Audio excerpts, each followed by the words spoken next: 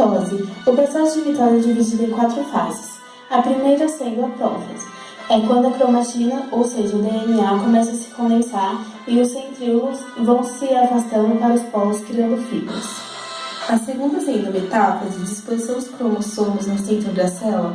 Os cromossomos condensam-se totalmente e estão alinhados no equador da célula. Sua terceira fase sendo a anáfase, que ocorre a separação das cromátides irmãs. E sua quarta fase, sendo a telófase, é quando a cromatina começa a se descondensar e a célula se divide. Isso ocorre a citocinese, finalização da célula. Quando a célula não está se dividindo, ou seja, está no período de intérfase, ela é dividida em 3 partes, sendo a G1, que é o momento em que a célula não está se dividindo, o período S é o momento que a célula recebe o chamado para se dividir, e o G2 é quando a célula se prepara para se fazer a divisão. A divisão celular que ocorre em células diploides, ou seja, 2N, e originam 4 células filhas haploides, ou seja, N, é uma divisão reducional. A sua primeira fase é a prófase 1, é quando os filamentos da cromatina, já duplicados, iniciam sua condensação, cada cromossomo se coloca ao lado do seu homólogo. Podem ocorrer trocas de fragmentos entre os cromossomos homólogos, ou seja, a permutação. Os centríolos duplicados migram para os polos opostos, surgem lásteres e o fuso acromático.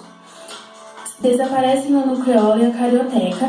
Com a dispersão dos cromossomos, cada um dos homólogos se liga às fibras do fuso e cada um se liga no polo. Sua segunda fase, metáfase 1, os cromossomos atingem o grau máximo de condensação. Lado a lado, os pares de homólogos ocupam o equador celular. Sua terceira fase, a anáfase 1, os cromossomos homólogos são separados e encaminham-se para os polos opostos da célula, não ocorrendo a bipartição. Já a sua quarta fase, sendo a telófase 1, os cromossomos se deslocam parcialmente, a carioteca se reorganiza e o citoplasma divide-se, formando 2 células filhas. Já na segunda parte da meiose, temos a primeira fase, a prófase 2. A carioteca se fragmenta e os centríolos duplicam-se. Surge o fuso acromático. A segunda fase é a metáfase 2.